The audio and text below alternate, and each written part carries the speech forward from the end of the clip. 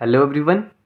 तो आज हम रेशियो एंड प्रपोर्शन का सेकंड पार्ट करेंगे और इसमें जो भी टॉपिक्स हमारे बचे हुए हैं कॉइन्स के रिलेटेड, एजिस के रिलेटेड, फिर उसके बाद इनकम एक्सपेंडिचर के रिलेटेड जितने भी टॉपिक्स बचे हैं आज इसी वीडियो में सारा कंप्लीट कर लेंगे, ठीक है।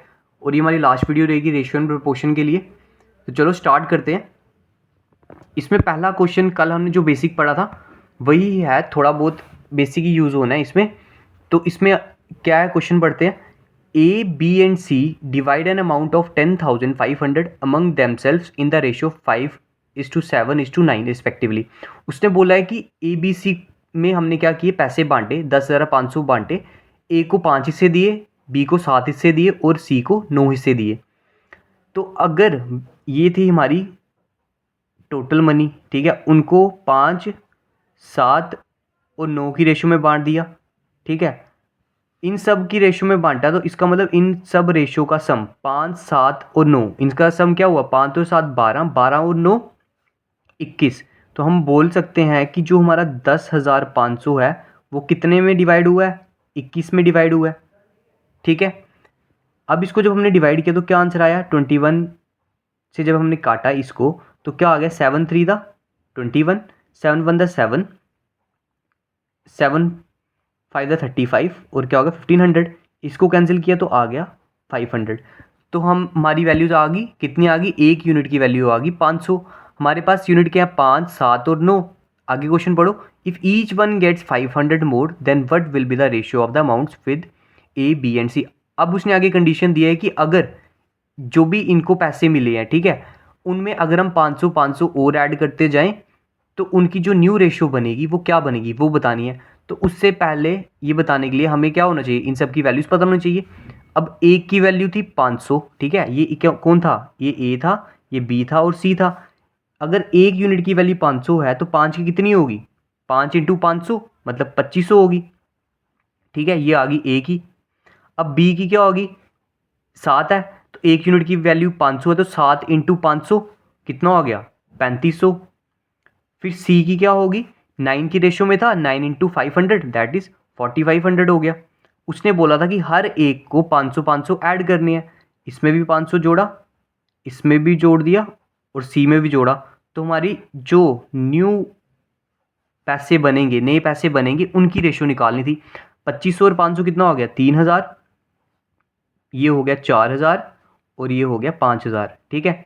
अब तीनों में कॉमन क्या थे, तीनों जीरो कैंसिल किए तो रेशियो क्या आ गई, ए बी और सी की रेशियो क्या निकल गई, 3, 4 और 5, ठीक है। खत्म हो गया क्वेश्चन, बस यही था। टोटल मनी को टोटल रेशियो में डिवाइड था तो टोटल रेशियो का सम करके डिवाइड कर दिया उससे तो आंसर आ गया, ठीक है। नेक्स्ट क्वेश्चन करते हैं, ये अभी बेसिक बेसिक वाले क्वेश्चन ही है, ठीक है। अब नेक्स्ट क्वेश्चन है, ये क्वेश्चन थोड़ा ध्यान से करना है, इजी है पर थोड़ा सा ध्यान से करना है इसको, ठीक है। इसने बोला है कि by mistake instead of dividing 702 among Ram Ramesh and Naresh in the ratio 1/3 ratio 1/4 ratio 1/6 it was divided in the ratio of 3:4:6। अब क्या समझ लगी इसमें, उसने बोला कि 702 रुपये थे, ठीक है, उसको उसने डिवाइड करना था 1/3 रेशियो में, 1/4 रेशियो में, 1/6 रेशियो में। मतलब जो पहला बंदा राम को इतने देने थे, रमेश को इतने देने थे और नरेश को इतने पैसे देने थे, लेकिन बाय मिस्टेक क्या कर दिया, उसने कर दिया डिवाइड इस रेशियो में, ठीक है। उसने क्या कर दिया, इस रेशियो इस तरह से तोड़ तोड़ के पैसे देने थे, एक को इतना हिस्सा देना था, रमेश को इतना और नरेश को इतना, लेकिन उसने गलती से इस रेशियो में पैसे दे दिए। अब हमें बोला है कि सबसे ज़्यादा किसको पैसे मिले और कितने पैसे मिले, हमें वो बताना है, ठीक है। अब ये वाली जो रेशियो थी ये कौन सी थी, ये जो दी है 1/3 1/4, ठीक है। By mistake instead of dividing मंग इन द रेशियो, ये it was divided in the ratio, ये तो ये वाली जो रेशियो थी एक्चुअल में हमें इस तरह से पैसे देने थे, लेकिन गलती से उसने किस तरह से दे दिए, इस रेशियो में, ठीक है। इससे ऐसे पैसे देने थे, उसने इस तरह से दे दिए। अब हमने जो पीछे बेसिक पढ़ा था, हम क्या करते थे, जो भी हमारे पास वैल्यू कौन सी होती थी, जो हमारे पास फ्रैक्शंस में वैल्यू होती थी, हम उसका एलसीएम लेके क्या करते थे, उसको पहले एक नेचुरल नंबर में बनाते थे। मतलब अब इसको नेचुरल नंबर में बनाना पड़ेगा पहले हमें, है ना। तो 3, 4 और 6 का एलसीएम लेना है, क्योंकि हम ऊपर न्यूमिनेटर होता है, नीचे डिनोमिनेटर होता है, तो हम डिनोमिनेटर का एलसीएम लेते हैं, जो फ्रैक्शन वाली वैल्यू होती है उनको सिंपल नंबर्स में कन्वर्ट कर देते हैं। अब 3, 4 और 6 का जब हमने एलसीएम लिया तो हमारा एलसीएम क्या आ गया, 3, 4 और 6 का एलसीएम क्या बना हमारा, 12। ठीक है, अब क्या करेंगे, ये जो पहली वाली वैल्यू थी इसका आंसर क्या निकलेगा, 1/3 को मल्टीप्लाई किससे कर देंगे, 12 के साथ, तो वो आएगा 4। ठीक है, अगला 1/4 था, उसको भी मल्टीप्लाई एलसीएम किससे करेंगे तो आ जाएगा 3। अगला 1/6 था, उसको भी मल्टीप्लाई 12 से करेंगे तो आ जाएगा 2। ठीक है, अभी ये जो 1/3 किसकी रेशो थी, राम की, ये आ गई राम की रेशो, ये रमेश की, और ये आ गई नरेश की। ठीक है, तो पहले हमने क्या किया, मिक्स फ्रैक्शन को, मिक्स बोल रहा हूँ, फ्रैक्शन को हमने सिंपल नंबर्स में कन्वर्ट कर दिया। दूसरा वाला जो गलती से नंबर लिए थे वो तो पहले ही वैसे का वैसे ही है, उसमें कोई चेंज नहीं करना। ठीक है, अब यहाँ पर देखो एक्चुअल वाली वैल्यू कितनी थी, जो असली में उसने पैसे देने थे वो देने थे राम को, ये आ गया राम, ये आ गया रमेश, और ये आ गया नरेश। उसने देना था, क्या निकाला हमने, 4, 3 और 2, इस तरह से उसने पैसे देने थे। लेकिन उसने कैसे पैसे दे दिए, 3, 4 और 6। ठीक है, गलती से उसने इस तरह से पैसे बांट दिए उनमें। अब हमने बोला था कि बताओ सबसे ज़्यादा पैसे किसको मिले हैं, अगर असली में उसको इतने पैसे देने थे लेकिन दिए कितने, 3, तो इसको तो उल्टा कम पैसे मिले हैं। ठीक है, इसको कम मिल गए, इसको 3 पैसे देने थे, दे कितने दिए, 4, तो इसको ज़्यादा, एक ज़्यादा मिल गए हैं। इसको 2 पैसे देने थे, इसको दे कितने दिए, 6, तो इसको कितने पैसे मिले हैं, 4 ज़्यादा मिले हैं। इसका मतलब सबसे ज़्यादा पैसे किसको मिले हैं, नरेश को। हमसे यही पूछा था, नरेश को सबसे ज़्यादा पैसे मिले हैं, लेकिन मिले कितने हैं वो भी बताना है। अब पता चल गया नरेश को मिले हैं। ठीक है, यहाँ तक समझ लगी। अब जो था पैसे डिवाइड करने थे इन सब में, ठीक है, मतलब 4 में, 3 में, 2 में, लेकिन उन्होंने कर किस में दिए, 3 रेशो में, 4 रेशो और 6 रेशो में, इस तरह से बांट दिए। तो हमें जो नरेश था उसको कितने ज़्यादा मिल गए, 4 ज़्यादा मिल गए थे। ठीक है, तो हमें क्या करना पड़ेगा, पहले इन सब की वैल्यूज़ भी तो पता होनी चाहिए, इसकी वैल्यू पता होगी और इसकी वैल्यू पता होगी, तभी हम निकालेंगे कितने ज़्यादा मिले हैं। अब वैल्यू निकालनी कैसे है, सबसे पहले ये 702 किस में बांटा है, बांटना था 4 + 3 + 2, कितना हो गया, 4, 7, 9, 9 में बांटना था, डिवाइड बाय 9 हो गया। हमें निकालनी किसकी है, नरेश की, तो कितना निकल गया, 9 7 दा 63, 9 8 दा 72, तो 156 हो गया ये। ठीक है, ये किसका आ गया, ये आ गया एक्चुअल में इस तरह से देना था। नरेश का निकाल रहे हैं क्योंकि नरेश का ही सबसे ज़्यादा है, उसी का पूछा हुआ है। अब 702 को 6, 4 और 3 में बांटा था अगर, ठीक है, गलती से इसमें बांट दिया था, 6, 4, 10, 10 और 3 13 हो गया। ठीक है, तो ये कौन सा है, मिस्टेक वाला, तो क्या हो गया, 13, 13, 5 था 65, 13, 4 था 52, तो 15। अब निकालना कौन सा वाला है, नरेश का। नरेश का कितना हिस्सा है, 6 हिस्सा है, गलती से दे दिया है। तो 54 × 6 वो कितना हो गया, 6 4 दा 24, तो 32।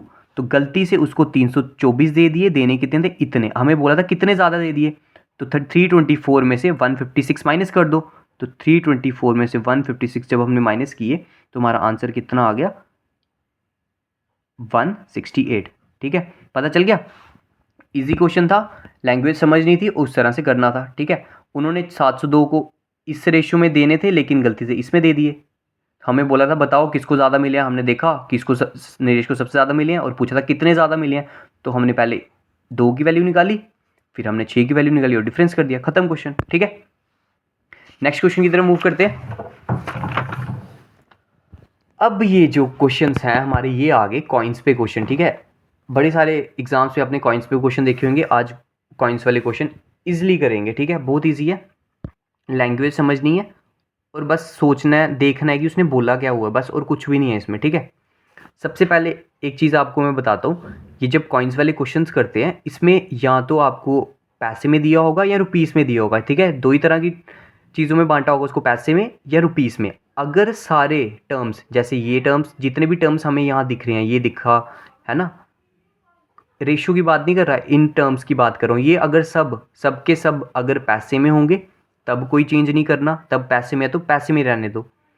अगर सब रुपीस में है तो सबको रुपीज़ में रहने दो। अगर कुछ पैसे में है और कुछ रुपीज़ में है, जैसे इस क्वेश्चन में ये पैसे में दिया है, ये रुपीज़ में दे दिया है, ये भी रुपीज़ में दे दिया है, ये पैसे में दे दिया है, तो फिर हम क्या करेंगे, या तो सबको पैसे में चेंज कर दो या तो सबको रुपीज़ में चेंज कर दो। वो अब आप पे डिपेंड करता है। हमने चेंज कब करना है, जब दोनों यूनिट्स अलग अलग होंगे, ठीक है। अब हमने क्या किया, एक बैग था, उसमें उन्होंने बोला 50 वाले सिक्के हैं, 25 वाले सिक्के हैं और 1 रुपये वाले सिक्के हैं। अब वो सिक्के किस रेशो में है, मतलब 50 वाले जो 50 पैसे वाले सिक्के हैं वो 5 की रेशो में है, 25 पैसे वाले 8 की रेशो में है और 1 रुपये वाले 1 की रेशो में है। तो हम सबसे पहले हमें क्या लिखेंगे, ये जो हमारी वैल्यू दी है 25 पैसा है ना, ये जो एक सिक्के की कीमत है 50 पैसे को हम क्या कर रहे हैं, सब अब ये पैसे और रुपीज़ में था, हमने क्या किया, सबको रुपीज़ में पैसे में कन्वर्ट कर दिया। आपका मानना है जैसे आपको ईजी लगेगा। ये 50 पैसा पैसे में ही रहेगा, दूसरा है 25 पैसा वो भी पैसे में रहेगा, तीसरा है 1 रुपये, तो उसको पैसे में कन्वर्ट किया तो एक पैसे में 1 रुपये में 100 पैसे होते हैं, तो कितना हो गया 100 पैसा, ठीक है। उसके बाद हमें उसकी दी थी रेशो, जो 50 पैसे वाले हैं वो किस रेशो में है, वो 5 हिस्से हैं उसके, 25 पैसे के 8 हिस्से हैं और 1 रुपये के 1 हिस्सा है, ठीक है। इतना समझ आया। हमें बोला था if the total cost of all the coins is 55 rupees, अगर सभी सिक्कों की कीमत 55 रुपये है, ठीक है, मतलब 50 पैसे वाले अगर मेरे पास सपोज करो 5 की रेशो में है, इनका सम इनका सम और इनका सम जो है टोटल बन रहा है मेरा 55 रुपये, 55 रुपीज़। तो हमें बोला है बताओ कि 25 पैसे वाले कॉइन्स कितने हैं बैग में, 25 पैसे वाले यहाँ पे है। अब हमें दिया क्या है, उन सब का क्या दिया है, कॉस्ट दी है, कीमत दी है, टोटल पैसे मेरे पास 55 बन रहे हैं, लेकिन पहले मेरे को भी तो टोटल पैसे निकालने पड़ेंगे। अब ये क्या था 55 था, ये साइड पे रखो, ये क्या रुपीज़ में था, हम सबको पैसे में कन्वर्ट कर रहे थे, तो 55 इंटू 100 मतलब 5500 पैसे बन जाएंगे मेरे पास, ये आ गया साइड पे। अब मेरी बात सुनो, अगर मेरे पास 50 पैसे हैं, ठीक है, और टोटल मेरे पास 5 की रेशो में है, तो टोटल पैसे कितने हो जाएंगे, इसको 50 पैसे को 5 से मल्टीप्लाई करूँगा, ठीक है। सपोज करो मेरे पास अगर 5 सिक्के हैं 50-50 पैसे के, तो क्या कैसे निकलेंगे, 50 पैसे को 5 से मल्टीप्लाई करूँगा तो टोटल पैसे निकल जाएंगे मेरे। तो वैसे 50 पैसे को 5 से मल्टीप्लाई क्या आ गया, 250 पैसा।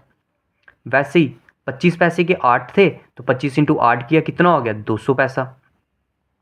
वैसे ही 100 पैसे का 1 की रेशो में था तो आ गया 100 पैसा, ठीक है। अब ये ध्यान रखना, ये जो हम रेशोज़ में निकाल रहे हैं ना, ये जो पैसे का रेशो निकाला, इनको मत कैंसिल कर देना कि कॉमन दिख रहा है तो कैंसिल कर दो, आंसर गलत हो जाएगा, इनको मत कैंसिल करना, ठीक है। अब क्या करना है, इन सब का सम जोड़ के इतने पैसे बन रहे थे 55 रुपये, यही बोला था ना, if the total cost of all the coins is 55 रुपये। तो इसका मतलब इस रेशो में अगर ये डिवाइड है तो टोटल को इस रेशो से इनका सम करके डिवाइड कर देंगे, है ना। अब 250 प्लस 200 कितना हो गया 450, 450 100 कितना हो गया 550। तो हम बोलेंगे जो हमारा 5500 टोटल है वो इस रेशो में बटा है, तो ये कितना रेशो हुआ इनका सम, ये आ गया 550, ठीक है। 250 ये भी ऊपर पैसे में है कैंसिल हो गया, ठीक है, 0 से 0 कैंसिल, 55 10 दा कितना हो गया 550। तो इसका मतलब हमारे ये जो निकला किसके बराबर आ गया, एक हो गया हमारा किसके 10 के बराबर। हमसे पूछा था 25 पैसा के कितने सिक्के हैं, ये क्या था, ये 5 की रेशो में सिक्के थे, ये 8 की रेशो में सिक्के थे, 1 की रेशो में सिक्के थे। हमसे पूछा था 25 पैसा के, तो 25 पैसा के कितने सिक्के थे 8 की रेशो में, ठीक है। तो अगर एक हमारा ये जब हमने पूरा काटा तो 1 की वैल्यू निकली, एक हमारे की वैल्यू अगर 10 है तो 8 की वैल्यू कितनी होगी 8 इंटू 10, तो हमारे पास टोटल 25 पैसा के कितने सिक्के हो जाएंगे 80 कॉइन हो जाएंगे। तो ऐसे करना था, ठीक है। ध्यान क्या देना है, पैसे रुपीज़ में अलग अलग होगा तो उनको इकट्ठा कर सेम कर लेना, चाहे रुपीज़ कर लो या पैसा कर लो। अब एक और क्वेश्चन करते हैं। वही पहली बात, बैग में 5 रुपये वाले सिक्के हैं, ठीक है, 5 रुपये वाला सिक्का है, 10 रुपये वाला सिक्का है, 20 रुपये वाला सिक्का है, ये 240 में दिया है, ये भी रुपीज़ में दिया है, ये भी रुपीज़, सब रुपीज़ में दिया, हमें चेंज करने की नीड ही नहीं है। ये 5 रुपये वाला सिक्का, 10 रुपये वाला सिक्का और 20 रुपये वाला सिक्का। अब बोला है total number of coins in the bag. अब टोटल कॉइन्स कितने, टोटल सिक्के कितने पड़े हैं, 5-5 वाले, 10-10 वाले और 20-20 वाले, टोटल सिक्के मेरे पास कितने हैं 240। या अब ये 240 क्या दिए हैं, कॉइन्स दिए हैं, टोटल कॉइन्स का रेशो, कितने कॉइन्स हैं टोटल, ठीक है, टोटल नंबर ऑफ कॉइन्स दिए हैं। If number of coins of rupees 5, 10, 20 किस रेशो में है, अगर 5 वाले जो सिक्के हैं वो 2 की रेशो में है, मतलब ठीक है 2 हिस्से हैं, 10 वाले 3 की रेशो में और 20 वाले 5 की रेशो में। ये क्या दिया है, किसका रेशो दिया है, ratio of number of coins दिए हैं, ठीक है, ये नंबर ऑफ कॉइन्स ही दिए हैं, ये वैल्यू दी है 5 वाली 10 वाली, है ना। अब देखो क्या करना है, यहाँ तक पता चला, ये रेशो आ गई। हमें ये जो दिया था ये भी क्या दिया था, नंबर ऑफ कॉइन्स ही दिए हैं, ठीक है। अब हम क्या करेंगे, ये दिया था हमें कॉइन्स का रेशो, पीछे वाले क्वेश्चन में हमें क्या दिया था, किसका रेशो दिया था, टोटल मनी दी थी, इसलिए हमने इसको मल्टीप्लाई करा के टोटल मनी निकाली थी सबकी, ठीक है। लेकिन यहाँ पे तो उसने टोटल मनी दी ही नहीं, उसने हमें सीधा रेशो दे दिया, और हमारी रेशो वाली टर्म्स कहाँ पे है, ये है ना। तो इसका मतलब इन सब की रेशो का सम करेंगे और डिवाइड 240 से कर देंगे, क्योंकि 240 दो 5 वाले 2 सिक्के 2 की रेशो में है, 3 की रेशो में और 5 की रेशो में है, 2 और 3 5, 5 और 5 10, ठीक है। तो 10 की रेशो में ये था, इनका सम किया तो 240 डिवाइड बाई 10 हो गया, ठीक है, ठीक है, यहाँ तक पता चला। तो ये 10 ये कैंसिल किया तो ये हमारे पास किसकी वैल्यू आ गई, एक सिक्के, एक की वैल्यू कितनी आ गई 24। ये क्या है, ये 2 की रेशो में है, ये किसकी की वैल्यू निकली 24, एक की, तो 2 की वैल्यू क्या निकलेगी 24 इंटू 2 मतलब 48 होगी, ठीक है। अब ये 3 की वैल्यू क्या निकलेगी 24 इंटू 3 मतलब 72 72। अब 5 की वैल्यू क्या निकलेगी 24 इंटू 5 दैट इज़ 120। ये पता चला। तो 5 वाले सिक्के 48 थे, 10 वाले सिक्के 72 थे, 20 वाले सिक्के 120 थे, ठीक है। क्वेश्चन देख के कंफ्यूज नहीं होना, बस देखना है उसने बोला क्या हुआ है, ठीक है, वही उसी तरह से थोड़ा दिमाग लगाना और कर देना, ठीक है। अब हमसे पूछा था what is the total amount of money in the bag, bag में टोटल पैसे कितने हैं, अब कैसे पता चलेगा, 5 वाले मेरे पास कितने कॉइन थे 48 कॉइन थे, तो 5 वाले 48 कॉइन थे, ये टोटल मनी कितनी बनेगी, प्लस 10 वाले 72 कॉइन्स थे तो 10 इंटू 72 बनेगी, 20 वाले कितने कॉइन थे 120 तो 20 इंटू 120 बनेगा, ये वाले पैसे 5 इंटू 48 कुछ पैसे बने, 10 इंटू 72 कुछ पैसे ये बने और 20 इंटू 120 कुछ पैसे ये बने, है ना। 5 वाले 48 कॉइन थे, 10 वाले 72 कॉइन थे और 20 वाले 120 कॉइन थे, तो टोटल हमारे पास क्या निकल जाएगी, टोटल मनी निकल जाएगी। अब 5 इंटू 48 किया तो कितना हो गया, तो 40, ये आ गया 240।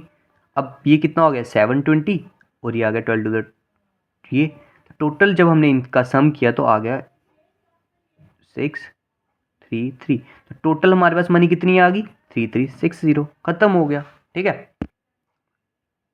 पता चल गया।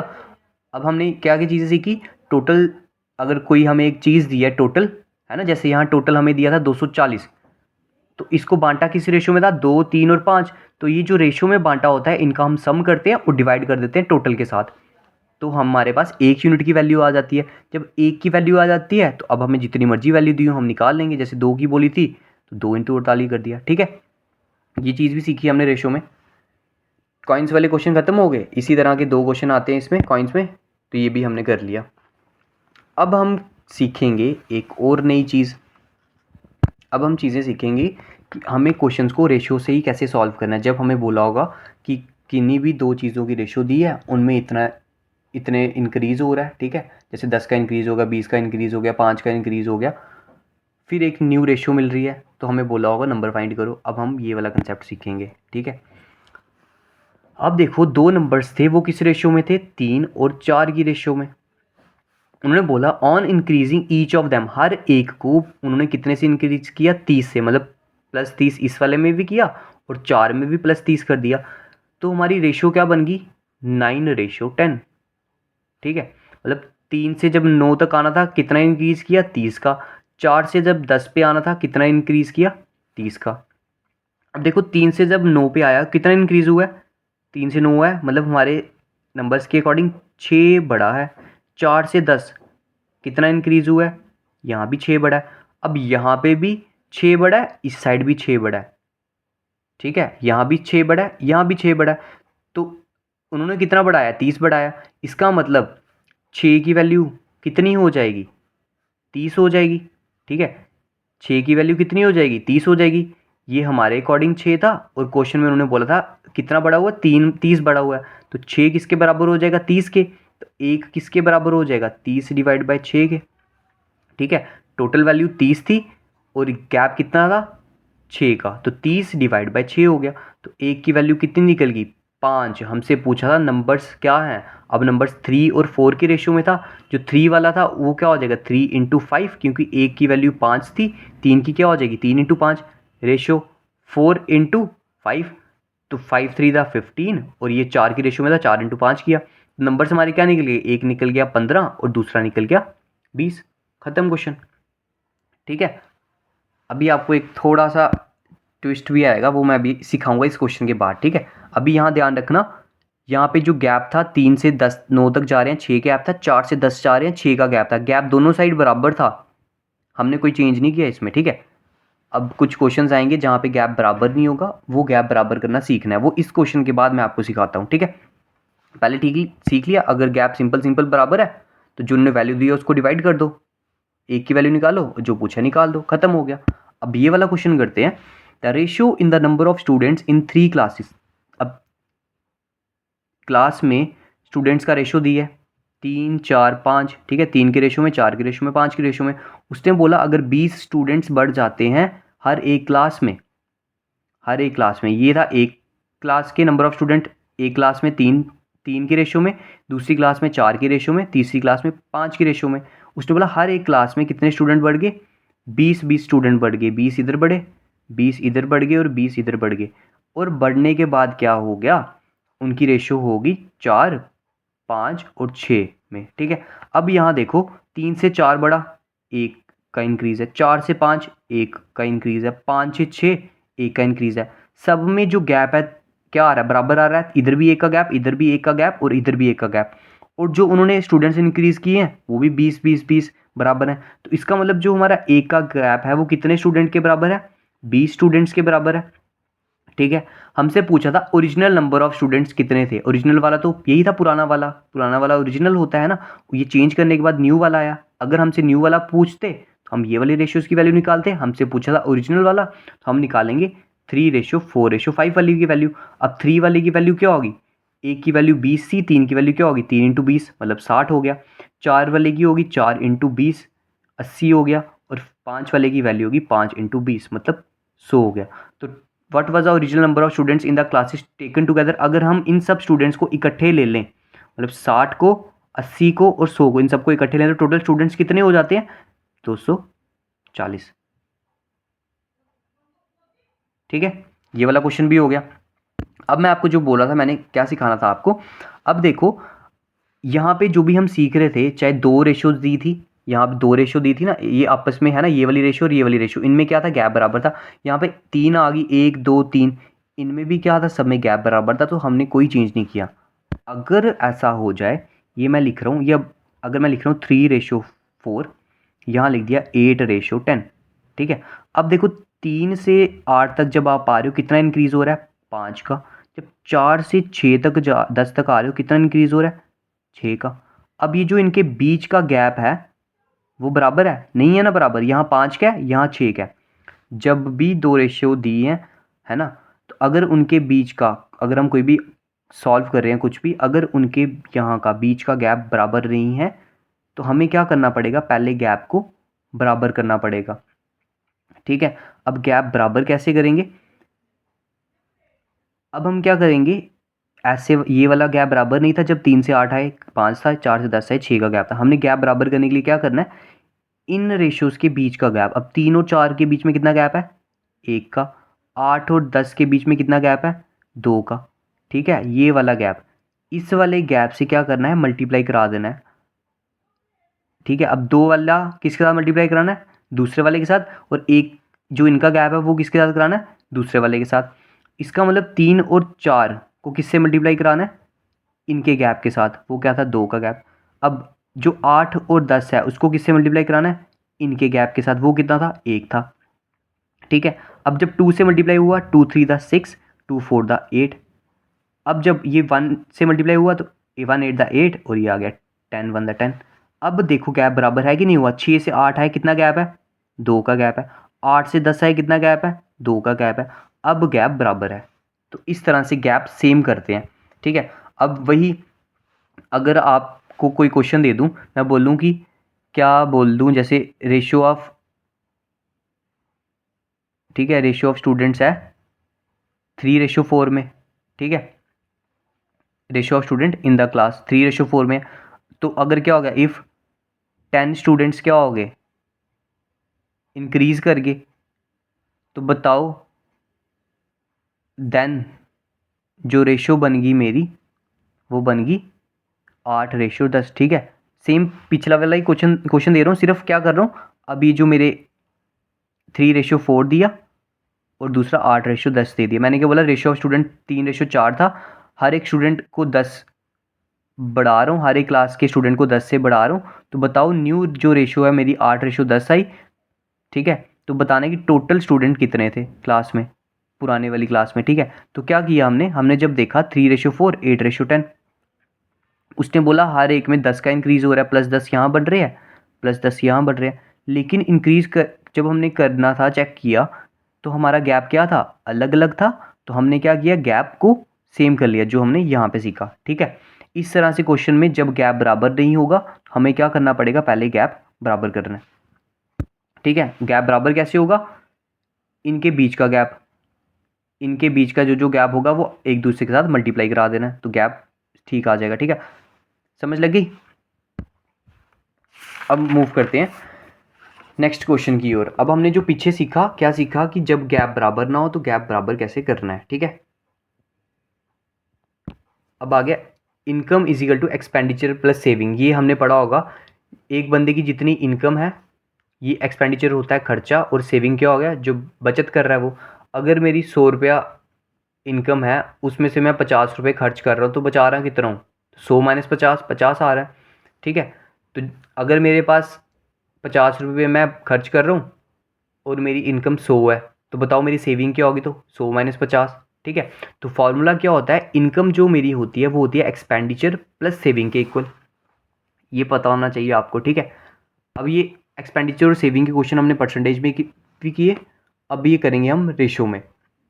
अब रेशियो में पहला क्वेश्चन क्या आ गया, ratio of monthly incomes of A and B. अभी पहले हमें क्या दिया है, इनकम दी है, किसका, ये ए का और बी का।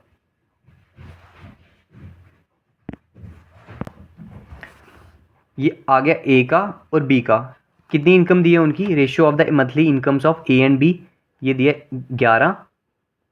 11:13, ठीक है। अब बोला and the ratio of their expenditures, अब उनकी एक्सपेंडिचर दी है, उनका जो खर्चा था वो कितना दिया है, वो कर रहे हैं 9:11 में। हमें बोला है if both of them manage to save 4,000 per month, मतलब ए वाला भी 4,000 सेव कर रहा है, जो उसकी सेविंग है कितनी कर रहा है, ए वाला भी 4,000 कर रहा है और बी वाला भी कितना कर रहा है, 4,000। हमें बोला था बताओ डिफरेंस इन देयर इनकम, उनकी इनकम में डिफरेंस बताना था। अब ये 4,000 सेव कर रहा है, ठीक है। अब सपोज करो ये मेरा क्या था, 11:3। इनकम में, इनकम का फॉर्मूला होता है एक्सपेंडिचर प्लस सेविंग, ठीक है। मेरे को इनकम भी दी है, ये भी दी है, ठीक है। रेशियोज में है तो रेशियो के साथ क्या होता है, कुछ नहीं है, मतलब एक्स होता है ना, तो ये हम आपकी मर्जी एक्स के साथ करना है नहीं करना। अब आपको ये चीज़ें आ गई होगी, एक्स लेने की आपको नीड ही नहीं है अब, ठीक है। तो ये क्या आ गया, 11 की रेशियो में है, ये 9 की रेशियो में है ना, समथिंग कुछ है इसके साथ, प्लस सेविंग कितनी कर रहा है, 4,000, ठीक है। तो इसका मतलब अगर मैं 11 में से 9 को माइनस करा दूं, वो किसके बराबर होएगा, 4,000 के, है ना।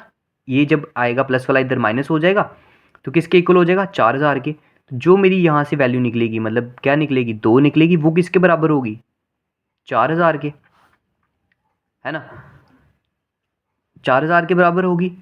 तो वैसे ही करना है, कौन सा वाला क्वेश्चन, ये वाला क्वेश्चन। अब देखो इनकम में से जब मैंने क्या किया, एक्सपेंडिचर को माइनस करवाया, इनकम में से जब एक्सपेंडिचर को माइनस करवाया तो क्या हो गया, गैप बराबर था, 11 से 9 आया 2, 13 में से 11 गए 2, गैप बराबर था, तो कोई चक्कर नहीं। अगर गैप बराबर नहीं होता हम क्या करते, गैप को सेम करते, फिर आगे 4,000 के साथ इसको कंपेयर कर देते।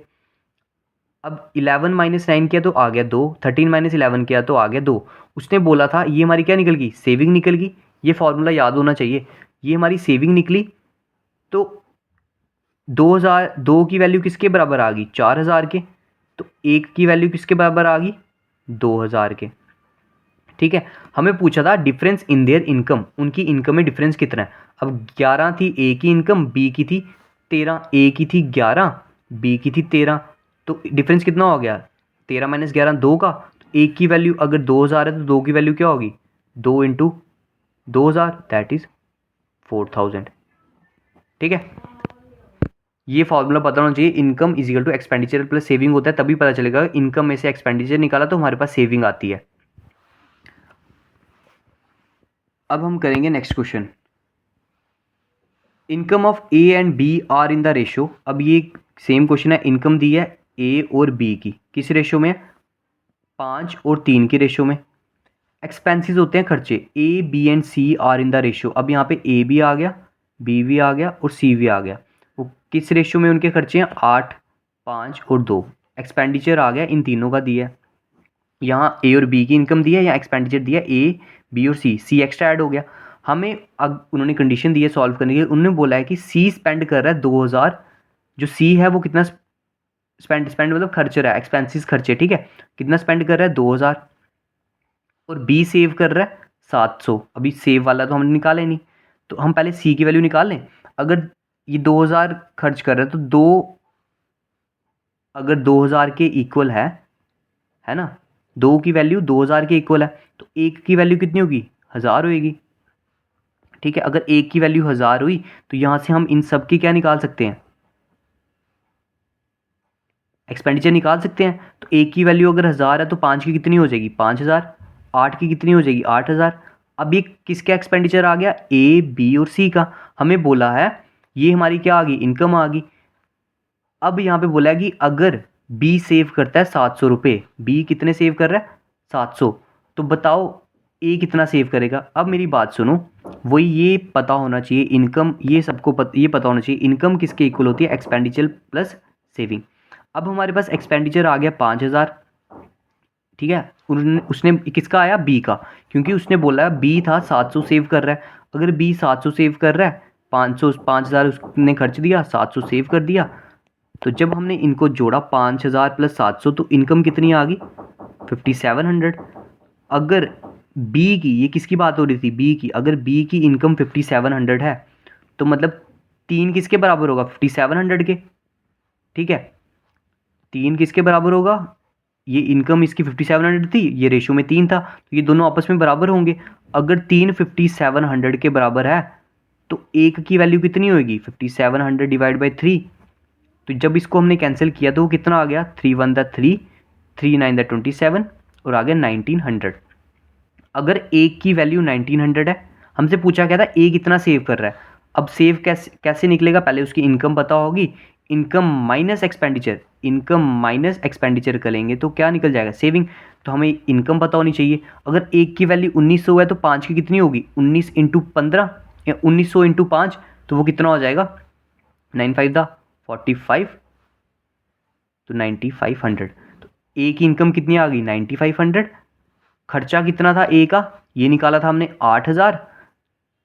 तो उस कितना सेव करेगा, तो 9500 माइनस 8000, तो कितना हो गया, 1500। ठीक है, इस तरह से समझने वाला, इसमें सिर्फ देखना था कि इस तरह से लैंग्वेज उसने यूज़ की है, वो सिंपल। ठीक है, बेसिक समझ लिया, कैसे कंपेयर करना है, कैसे डिवाइड कराना है, ये चीज़ें सीखने वाली थी। अब हम मूव करते हैं, और फार्मूला पता होना चाहिए ये वाला क्वेश्चन करने के लिए, तभी पता चलेगा कि इनकम किसके इक्वल होती है, एक्सपेंडिचर प्लस सेविंग। ठीक है, अब हम करते हैं एजिस वाले क्वेश्चन, उसके बाद हमारा प्रपोर्शन बचेगा, फिर ख़त्म। अब एजिस वाले क्वेश्चन में हमने करना कैसे है, हमें पहले एजिस वाले क्वेश्चन करने के लिए हमें ये 3 चीज़ें पता होनी चाहिए। प्रेजेंट होता है, प्रेजेंट के पीछे होता है पास्ट, और प्रेजेंट के आगे होता है फ्यूचर। ठीक है, ये 3 चीज़ें पता होनी चाहिए। ठीक है, प्रेजेंट के पीछे पास्ट, पास्ट के आगे प्रेजेंट के आगे फ्यूचर। अब जो क्वेश्चंस में उसने किसी भी क्वेश्चन में जो भी लाइन दी होगी ना, जैसे उसने बोला आफ्टर 5 ईयर्स, वो किसके रिस्पेक्ट में होगा, प्रेजेंट के रिस्पेक्ट में। अगर बोला होगा बिफोर 5 ईयर्स, वो किसके रिस्पेक्ट में होगा, प्रेजेंट के रिस्पेक्ट में। जो भी उसने चीज़ें बोली होंगी वो किसके हिसाब से बोली होंगी, प्रेजेंट को लेके, ठीक है। ये हमें पता होना चाहिए ये क्वेश्चंस करने के लिए, ठीक है। अब आफ्टर 5 ईयर्स बोला है तो किसके रिस्पेक्ट में बोला होगा, प्रेजेंट के रिस्पेक्ट में, ठीक। अब करते हैं क्वेश्चन, ये पता होना चाहिए। अब उसने बोला था कि जो प्रेजेंट एज है मदर, एक मदर की और एक डॉटर की, उनका दिया रेशो। अब प्रेजेंट वाला कहाँ पे है, ये 7:1 दिया उसने, ठीक। आफ्टर 5 ईयर्स, 5 साल के बाद, रेशो विल बिकम 4:1, ठीक है। अब 5 साल के बाद मैंने क्या बोला, प्रेजेंट के रिस्पेक्ट में। अब आगे भी कहाँ से जाना, प्रेजेंट से, तो प्रेजेंट के बाद फ्यूचर, तो इसके 5 साल के बाद उसकी रेशो कितनी बन गई, 4:1। मतलब इधर से इधर जब आया, प्रेजेंट से फ्यूचर में आया, तो कितना साल के बाद आ गया, 5 साल के बाद। जब 1 से 4 जा रहा है, ये भी प्रेजेंट से फ्यूचर ही है, तो कितने साल के बाद, 5 साल के बाद, ठीक है। अब जो पीछे सीखी थी ना चीज़ें, गैप बराबर ना हो, गैप बराबर करना है, वो यहाँ पे काम आएंगी, ठीक है। 7 से गया 4, कितने का गैप है, 3 का गैप है। 1 से गया 1, कोई गैप नहीं है, तो हमें क्या करना पड़ेगा, गैप बराबर करना पड़ेगा। ये 7:1 था, ये 4:1 है, ठीक है। तो गैप कितने का था इसमें, यहाँ पे गैप 0 का है, यहाँ पे गैप 3 का है, ठीक है। तो हमें गैप बराबर कैसे करेंगे, इनके बीच का गैप कितना है, 7 और 1 में गैप है 6 का, 4 और 1 में गैप कितना है, 3 का। तो जो इनके गैप होते हैं उनको क्रॉस मल्टीप्लाई कराते हैं, इसका गैप इसके साथ मल्टीप्लाई करेगा और जो इसका गैप होगा वो इसके साथ मल्टीप्लाई करेगा। तो न्यू वैल्यूज़ क्या आएंगी, जब इससे मल्टीप्लाई 7 3 21, 3 1 3, ठीक है। 6 4 24, 6 1 6। अब चेक करो 21 और 24 में गैप कितना है, 3 का। 3 और 6 में गैप कितना है, 3 का। तो गैप बराबर हो गया, ठीक है। अब उसने बोला था, उसने बोला था ना कि 5 साल के बाद, 5 साल के बाद उसकी रेशो ये बन रही है। अब देखो ये प्रेजेंट था, ये फ्यूचर था, तो 5 साल, ये क्या था, प्रेजेंट था, ये फ्यूचर था। 5 साल के बाद जो हमारा गैप है वो कितना है, 21 से 24, 3 का गैप है। क्वेश्चन में उसने बोला है कि वो 5 साल के बराबर है, तो हम बोलेंगे कि जो 3 की वैल्यू है वो किसके बराबर है, 5 साल के बराबर है। तो 1 की वैल्यू कितनी होगी, 5/3। हमें क्या निकालना है, हमें निकालना है what is the difference in their present ages. अब प्रेजेंट एज क्या है, 21, ठीक है, और 23, इनके बीच में डिफरेंस निकालना है। 21 - 3 किया तो कितना हो गया, 17। हमें किसका आंसर चाहिए, 17 का। हमें डिफरेंस बोला था, ये थी प्रेजेंट एजिस, तो इनका डिफरेंस, तो 21 - 3 किया 17। अब हमारा इनके साथ कोई लेना देना नहीं है, जो हमने चेंजेस करके बनाया उसके साथ लेना देना है, हमने उसके अकॉर्डिंग सॉल्व करना है इसको। तो कितना आ गया, अब 17 की वैल्यू क्या निकालेंगे, 5/3 इंटू 17। भाई 17 नहीं आएगा, 21 - 3 18 होता है, ठीक है। तो डिफरेंस कितना आया, 18 का। 3 1 3 6 था, 6 इंटू 5 कितना हो गया, 30। तो डिफरेंस कितना आ गया, 30 साल, ठीक है। तो एजिस वाले क्वेश्चन को करने के लिए हमें पास्ट प्रेजेंट फ्यूचर और जो भी उसने लाइन बोली होगी 5 साल बाद, 10 साल बाद, 5 साल बिफोर, 5 साल आगे, वो किसके रिस्पेक्ट में होगी, प्रेजेंट के रिस्पेक्ट में, ठीक है। जो गैप होगा, अगर हम यहाँ से 10 साल पीछे जा रहे हैं तो प्रेजेंट से पीछे जाएंगे। ये मत करना कि अब फ्यूचर वाली पहले उसने लाइन बोली होगी तो फ्यूचर से पीछे चल जाएंगे, प्रेजेंट के रिस्पेक्ट में लेके चलना है। धीरे धीरे एक और क्वेश्चन करेंगे, 2 क्वेश्चन और करेंगे, क्लियर हो जाएगा ये वाला। हमें क्या था, हमें पता है पास्ट पहले आता है, प्रेजेंट आता है, फिर फ्यूचर आता है, ठीक है। उसने बोला 5 ईयर्स अगो, अब पढ़ो question, 5 years ago the ratio of the age of A to B was 4:5।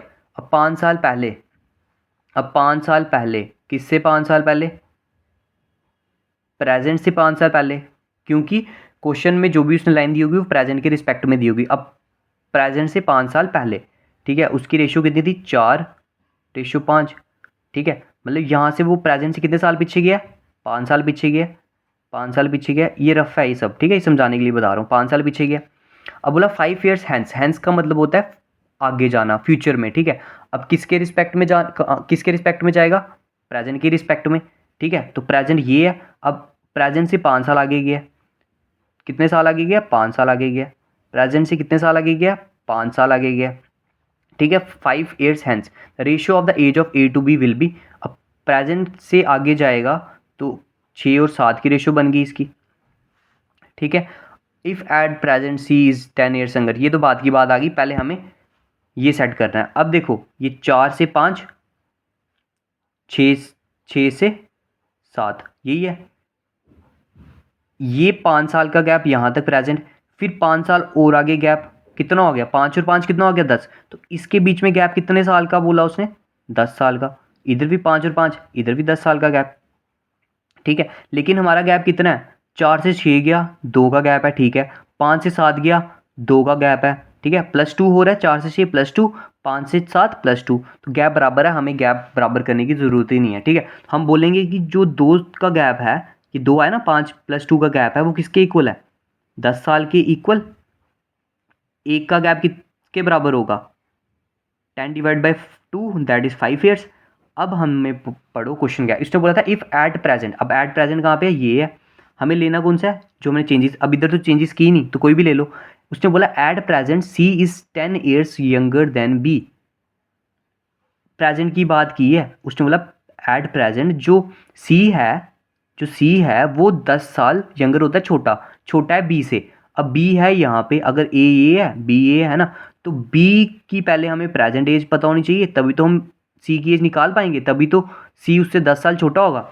अब देखो, चाहे आप ये निकालो चाहे ये निकाल लो, ठीक है, वो आपकी मर्जी है। अगर मैं एक की वैल्यू 5 थी तो 5 की, ये 4:5 था ना, तो 5 की वैल्यू कितनी हो जाएगी, 25 ईयर, ठीक है। अब 25 में 5 से प्रेजेंट में जाना है, तो कितने साल आगे गया था वो, 5 साल, तो 25 + 5 कितना हो जाएगा, 30 ईयर। तो बी की एज कितनी आ गई, 30। ऐसे भी निकाल सकते हो, या आप क्या करते, फ्यूचर की एज निकालते, 7 × 5 35 आता, तो फ्यूचर से प्रेजेंट में जाने के लिए कितने साल आगे आया था वो, 5, तो 5 पीछे चल जाते, 35 - 5 तब भी 30 आता।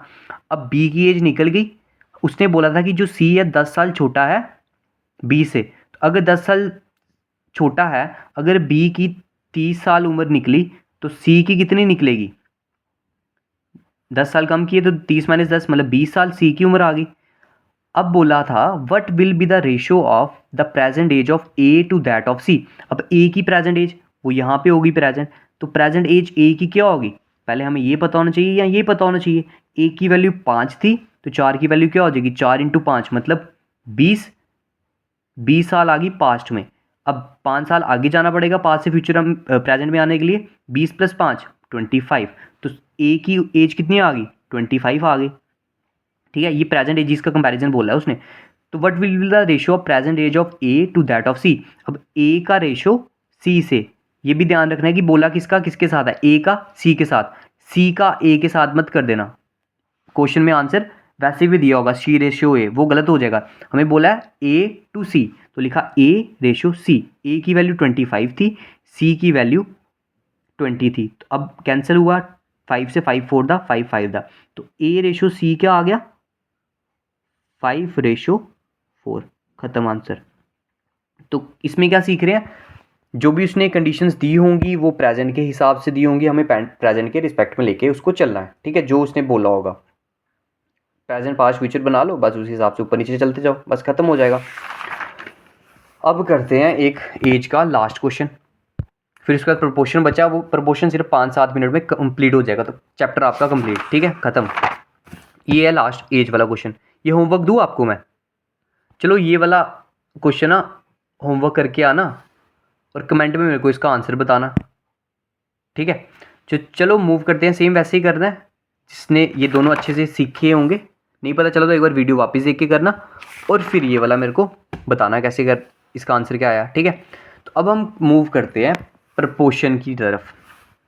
अब प्रपोर्शन क्या होता है, हमने पीछे पढ़ा रेशो क्या होता है, रेशो होता है कंपैरिजन करना किन्हीं दो सेम क्वांटिटीज़ का कंपैरिजन करना, अलग अलग का कंपैरिजन नहीं होता। जैसे एक कुत्ता और एक बिल्ली ले लूँ, उनका कंपैरिजन नहीं होगा। अगर मैं बोलूँ मेरे पास 5 कुत्ते हैं 4 बिल्लियाँ हैं, तो उन कुत्ता और बिल्ली का कंपैरिजन नहीं कर रहा, उनके नंबर का कंपैरिजन कर रहा हूँ मैं, ठीक है। अगर मेरे पास 2 गाड़ियाँ हैं, ठीक है, उनमें मैं बोलूँगा कि मेरे पास 2 गाड़ियाँ हैं, ठीक है, और उन गाड़ियों की मैं स्पीड का कंपैरिजन कर रहा हूँ क्योंकि उसकी भी स्पीड ली, इसकी भी स्पीड की, तो स्पीड क्या होगी, सेम क्वांटिटीज़ होगी, तो उनका कंपैरिजन कर सकता हूँ। तो याद क्या रखना, जो रेशियो होता है वो कंपैरिजन होता है सेम क्वांटिटी का। ठीक है, जैसे मैन और वुमेन हम पढ़ रहा चैप्टर टाइम एंड वर्क में, उधर हम उनकी एफिशिएंसीज का कंपैरिजन कर रहे थे। तो क्वांटिटीज़ क्या थी, मैन की भी एफिशिएंसी ली, वुमेन की भी एफिशिएंसी ली, उनका क्या किया, क्वांटिटीज़ का, सेम क्वांटिटीज़ का कंपैरिजन किया। ठीक है, रेशियो में कंपैरिजन होता है सेम क्वांटिटी का। अब प्रपोर्शन में क्या होता है, ये होती है रेशियोज। ठीक है, अगर जो हमारी रेशियोज हैं वो आपस में क्या हो, इक्वल हो। ठीक है, अगर मेरे पास दो रेशियोज हैं, जैसे मैं ले लूँ ए रेशो बी, वो अगर सी रेशो डी के इक्वल हैं, क्या बोला, अगर मेरे पास एक रेशो ये है दूसरी रेशो ये है, अगर वो आपस में इक्वल हैं, तो इसका मतलब जो ए होगा, बी होगा, सी होगा, डी होगा, वो किस में होंगे, प्रपोर्शंस में होंगे। कंडीशन क्या है, वो रेशियोज आपस में इक्वल होनी चाहिए। अब ए रेशो बी को मैं कैसे लिख सकता हूँ, ए बाई बी, ये आ गया इक्वल टू, और इसको कैसे लिख सकता हूँ, सी बाई डी। ठीक है, इस तरह से। तो प्रपोर्शन में क्या होगा, तो ये सब क्या होंगे, प्रपोर्शन में होंगे अगर दो रेशियोज आपस में क्या है, इक्वल है। ये जो ए आ गया, जो पहला वाला आ गया फर्स्ट नंबर पे, इसको बोलते हैं फर्स्ट प्रपोर्शन। फिर ए का रेशियो किसके साथ था, बी के साथ, तो बी हो गया ये फर्स्ट प्रपोर्शन, ये हो गया सेकंड प्रपोर्शन, ये हो गया थर्ड प्रपोर्शन, और डी हो गया फोर्थ प्रपोर्शन। ठीक है, A first proportion, B second proportion, C third proportion, और डी फोर्थ प्रपोर्शन। ये था थोड़ा सा प्रपोर्शन। अब एग्जाम में क्वेश्चन कैसे आते हैं, आपको दो टाइप के क्वेश्चन दिखेंगे, जिसमें क्या होगा, अगर तीन नंबर गिवन होंगे, तीन नंबर जैसे जैसे कोई भी तीन नंबर ले लो, 6, 12, 24, 28, 4, 5 को, अगर कोई भी तीन नंबर गिवन होंगे, तो वो आपको क्या क्या निकालने को बोल सकता है। या तो बोलेगा फर्स्ट प्रपोर्शन निकालो, या सेकंड निकालो, या थर्ड, या फोर्थ। ये चार चीज़ें बोलेगा अगर आपको उसने तीन नंबर दिए होंगे, तीन नंबर।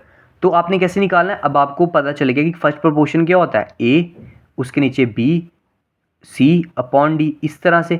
अगर अगर ये प्रपोर्शन में है, ये तीन नंबर दिए हैं, ये प्रपोर्शन में है, तो हम कैसे लिखते हैं, दो रेशो, अगर प्रपोर्शन में होगा तो दो रेशो आपस में इक्वल होंगे, तो हमारी इक्वेशन ये बनेगी। अब हमें बोला था कि फर्स्ट प्रपोर्शन क्या होगा, तो फर्स्ट प्रपोर्शन हमें निकालना है, तो ए की जगह निकाल ली है, बी की वैल्यू क्या आ जाएगी, ये बी आ जाएगा 16, ये आगे आ जाएगा सी, ये आ जाएगा डी 24। ठीक है, तो ए की वैल्यू क्या आ जाएगी, ये हमने कैंसिल किया, तो 2 1 था, 2 3 था, तो ए की वैल्यू क्या निकल गई, 3। ठीक है, तो इस तरह से हम करेंगे, फर्स्ट प्रपोर्शन ऐसे निकालेंगे। अब वैसे ही सेकंड प्रपोर्शन दिया होगा, तो अब ये तीन नंबर्स हैं, तो कैसे निकलते हैं, A by B is equal to C by D होगा। अब कौन सा सेकंड प्रपोर्शन है, सेकंड प्रपोर्शन कौन सा होता है, ए के नीचे वाला। ठीक है, ए के नीचे वाला, तो मतलब ए के नीचे क्या है, बी।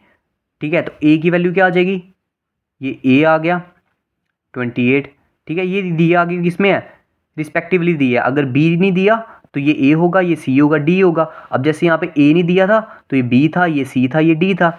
अब ये 28 आ गया डिवाइड बाय बी नहीं था हमारे पास, सी आ जाएगा 4, डी आ जाएगा 5। ठीक है, तो 4 1 था, 4 7 था, तो बी की वैल्यू क्या आ जाएगी, 7 इंटू 5 35 हो जाएगा, तो बी की वैल्यू क्या निकल जाएगी, 35। ठीक, ये कब दिए हैं, first proportion, second proportion, third proportion और फोर्थ प्रपोर्शन कब निकालने को बोलेगा, जब हमारे पास तीन नंबर्स गिवन होंगे। तो तब तीन नंबर्स गिवन होंगे तो हम ये वाला रिलेशन लगा देंगे, क्योंकि प्रपोर्शन में कब होगा, जब वो दोनों रेशियोज आपस में इक्वल होंगी। तो अब ये क्या होगा, थर्ड प्रपोर्शन पूछा है तो ये ए होगा, ये बी होगा, सी नहीं है तो ये कौन सा होगा, डी होगा। तो ए की वैल्यू आ जाएगी 2 डिवाइड में बी इक्वल टू सी निकालना है इंटू 15।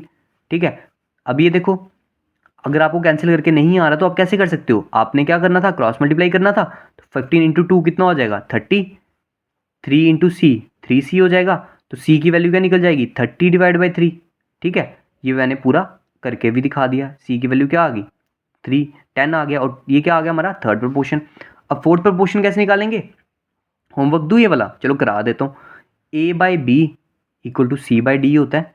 अब आपने क्या करना है, ये वैल्यूज पुट करके मेरे को इसका आंसर बताना है, कमेंट में क्या आंसर आया है इसका। ठीक है, ये कब था, जब तीन नंबर्स दिए होंगे, हमसे ये चार चीज़ें पूछ सकता है। अब आगे प्रपोर्शन का एक और क्वेश्चन कैसे आएगा, हमें उसने 2 नंबर्स दिए होंगे, पीछे हमने पढ़ा 3 नंबर दिए होंगे, इधर हमें क्या दिए होंगे 2 नंबर्स। अगर 2 नंबर्स उसने दिया होगा वो हमसे या तो फर्स्ट प्रपोर्शन पूछेगा, या तो मीन प्रपोर्शन पूछेगा, या तो थर्ड प्रपोर्शन पूछेगा। ठीक है, इसमें फोर्थ प्रपोर्शन नहीं पूछेगा। जब 2 नंबर्स दिए होंगे तो हमसे क्या पूछेगा, फर्स्ट प्रपोर्शन, मीन प्रपोर्शन या थर्ड प्रपोर्शन। अब ये कैसे करना है, अब हमारे पास रिलेशन क्या है, हमें पता है a by B equal to C by D है, यही हमने पढ़ा है। ठीक है, अब फर्स्ट प्रपोर्शन ऑफ 2 नंबर्स, हमसे फर्स्ट प्रपोर्शन पूछा है, तो इसका मतलब जो हमारा ये क्या होगा, ये हमारे पास कौन से होगा a, ये हमसे क्या पूछा है, फर्स्ट प्रपोर्शन ऑफ 2 नंबर्स पूछा हुआ है 3 और 5। एक सेकेंड रुकना बस।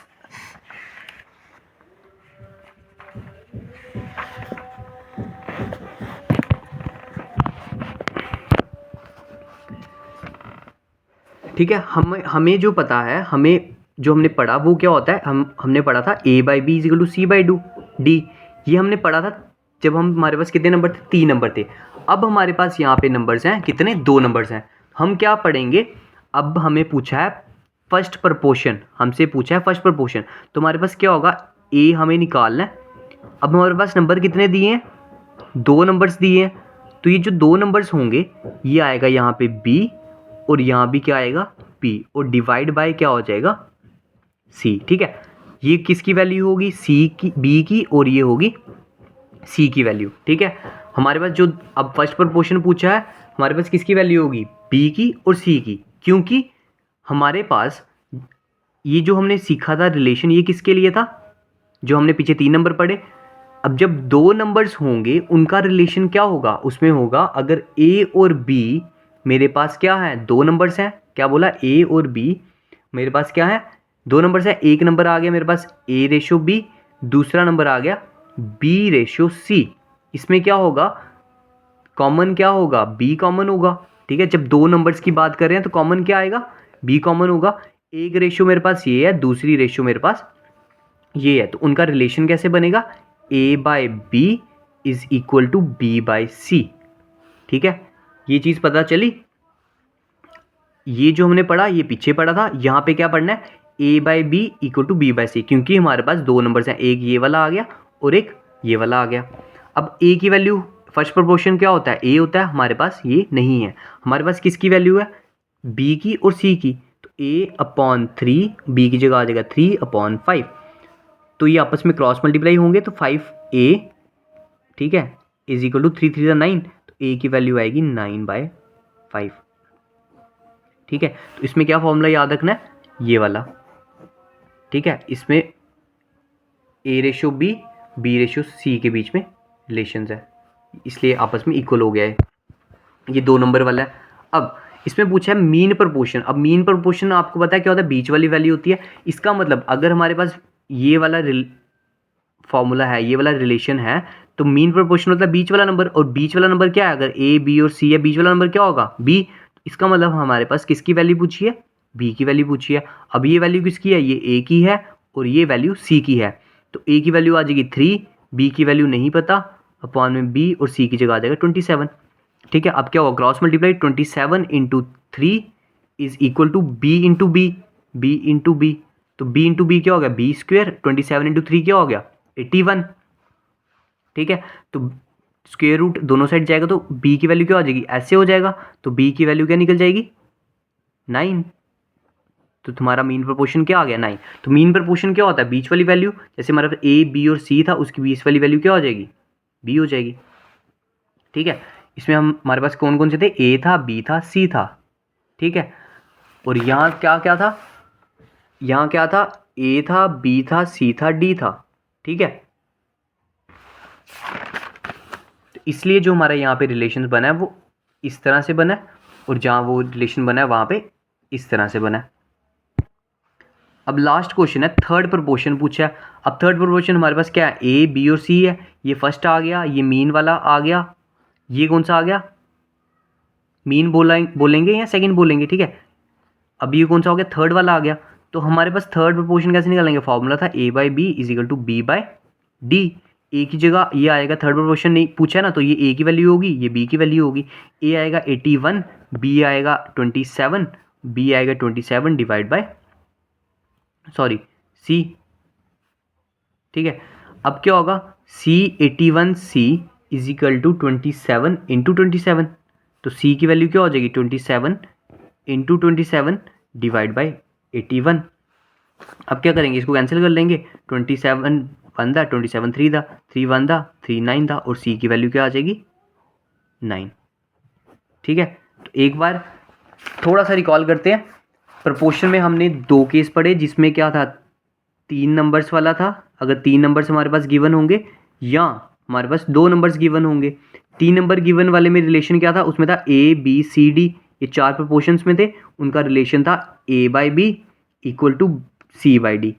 ठीक है, फिर जो भी पूछा होगा फर्स्ट सेकंड थर्ड फोर्थ वो निकालेंगे। सेकंड नंबर्स में क्या था, हमारे पास 3 थे, A/B/C था, इनका रिलेशन कैसे बना था A/B is equal to B/C। First बोला होगा, मीन बोला होगा और थर्ड बोला होगा, वो इस फॉर्मूले से निकालेंगे। ठीक है, ये 3 नंबर्स के लिए, दो नंबर्स के लिए। तो आज का टॉपिक रेशियो एंड प्रोपोर्शन जो था वो कंप्लीट होता है। तो ये वाला आप होमवर्क में मेरे को इसका आंसर बताएंगे। तो आज के लिए बस इतना। कल एक और न्यू चैप्टर करेंगे, वो देख लेंगे हमारे पास कौन कौन सा बचा हुआ है। 2 बचे हैं, नंबर सिस्टम, और एक और बचा हुआ है, देखेंगे जो करना होगा। तो आज के लिए बस इतना ही रखते हैं।